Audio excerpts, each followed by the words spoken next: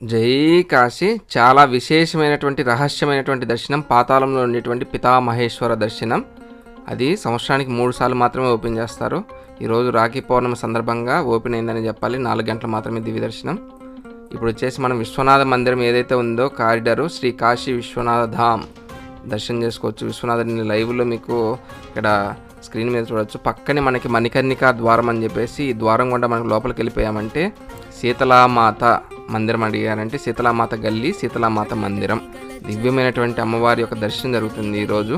ఇక్కడ దర్శనం చేసినటువంటి శివలింగాన్ని అందరూ కూడా శివునికి తాత అని చెప్పేసి ప్రస్తావిస్తారు. పరపితామహేశ్వర్ అని చెప్పేసి ఇక్కడ శీతలామాత మందిరంలో లెఫ్ట్ సైడ్లో ఉంటుంది దివ్యమైనటువంటి శివలింగ దర్శనం. ఆయన వచ్చేసి ముత్తాత అని చెప్పేసి వ్యాఖ్యానిస్తారు. అంటే ఆ నానుడి పిలుచుకుంటూ ఉంటారు. అలాగే పితృకుండంలో ఉన్నటువంటి పిత్రేశ్వరుని తండ్రిగా, శివుని తండ్రిగా వ్యాఖ్యానిస్తారనమాట. అయితే ఇక్కడ మొదట పిత్రేశ్వర, పితామహేశ్వర, పరపితామహేశ్వర. ఇప్పుడు మనం దర్శనం చేస్తుంది పితామహేశ్వర దర్శనం. అంటే ఇది మనకి సంవత్సరంలో 3 సార్లు మాత్రమే.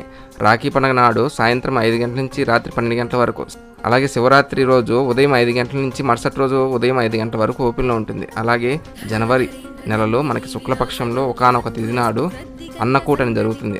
జగత్తుకే తండ్రి అయినటువంటి ఈ శివపరమాత్మకి తండ్రి, తాత, ముత్తాత అని చెప్పేసి వ్యాఖ్యానం రావడానికి ముఖ్య కారణం ఏంటంటే మన నాన్నగారు, వారి నాన్నగారు, వారి నాన్నగారు అయినటువంటి తాత ముత్తాతలు వీరందరూ కూడా ఇటువంటి దర్శనాల చేత ఆ యొక్క పితృలోకాల్లో తరించిపోతారు. ఇటువంటి దివ్యమైనటువంటి దర్శనాల చేత. దాని యొక్క అంతరార్థం.